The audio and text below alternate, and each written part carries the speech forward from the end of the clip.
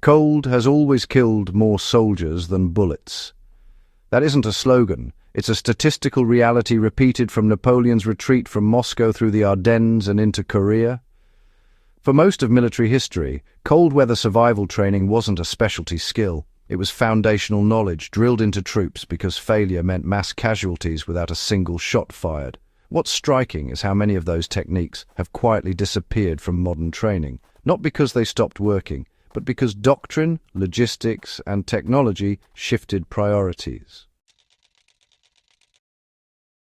One of the first techniques to fade was deliberate heat discipline. Older military manuals emphasized preventing sweat as aggressively as preventing frostbite. Soldiers were taught to vent clothing early, slow movement before overheating, and stop frequently to regulate body temperature. The logic was simple. Moisture is death in the cold. Wet clothing strips heat faster than almost any environmental factor. Modern cold weather training often assumes advanced fabrics will manage moisture automatically. The result is a generation that trusts gear to solve a physiological problem that still requires behavior and judgment. Closely tied to this was the practice of controlled exposure. W-22 and Korean War units were trained to endure short periods of cold intentionally to build awareness of early warning signs. Soldiers learned the difference between discomfort, numbness, and dangerous loss of dexterity. Today, risk management culture discourages this kind of exposure training. The intent is safety, but the unintended consequence is troops who recognize cold injuries only once damage is already underway. Another forgotten skill is ground insulation discipline. Earlier armies treated the ground as the primary enemy, not the air temperature.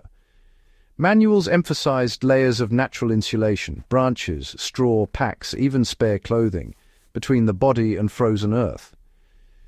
Soldiers were trained to build sleeping platforms first, shelters second. Modern doctrine often assumes issued sleeping systems will handle heat loss, leading to neglect of site selection and ground preparation. When gear fails or is lost, the skill gap becomes immediately dangerous. Shelter construction itself has also been simplified to the point of dependency. During the Second World War, troops routinely built low-profile heat-trapping shelters using terrain, snow, or debris. These shelters prioritized wind blockage, heat retention, and concealment over comfort. Nowadays, modern forces often rely on tents or modular shelters designed for speed and standardization, and when those aren't available, many soldiers, they lack the confidence or training to improvise effective protection using the environment alone. Fire management is another area where old lessons have, faded. Earlier cold weather training stressed minimal, controlled heat sources. Fires were shielded, reflected, or used briefly to warm core temperature before being extinguished. Soldiers learned that fire was a tool, not a solution. Modern survival culture often treats fire as the central objective, which really overshadows techniques like shared body heat, shelter positioning, and metabolic heat generation through controlled movement. Nutrition and hydration in cold environments were once treated as tactical priorities. Older manuals emphasized frequent small meals rich in fat and carbohydrates to sustain heat production. Warm liquids were encouraged not just for morale, but for circulation and digestion as well. Today, rations are scientifically balanced, but honestly, the behavioral emphasis has weakened. Troops may carry sufficient calories, yet fail to consume them at the intervals needed to maintain body heat under prolonged exposure. Another technique that's, largely abandoned is cold weather movement pacing.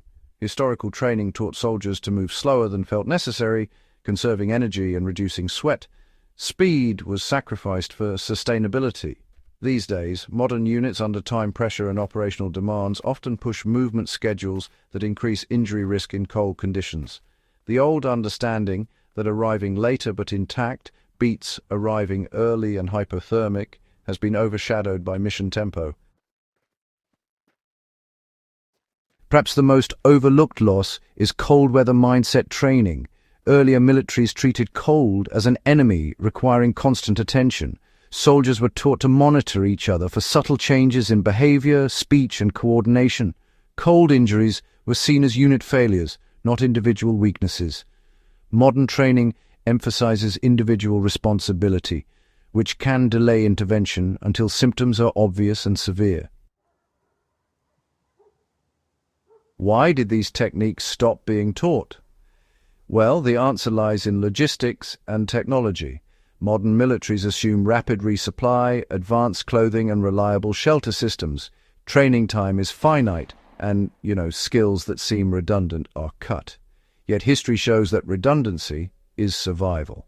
When systems break down, as they often do in extreme environments, what remains are the skills carried in the mind. The irony is that none of these techniques are obsolete. They require no special equipment, no advanced technology, and no resupply. They rely on judgment, discipline, and experience, qualities that don't degrade with time or weather. For civilians, outdoorsmen, and modern soldiers alike, revisiting these abandoned cold weather techniques isn't nostalgia. It's realism. The cold hasn't changed. Human physiology hasn't changed. Only our assumptions have. And history is clear on one point. When those assumptions fail, the old methods still work.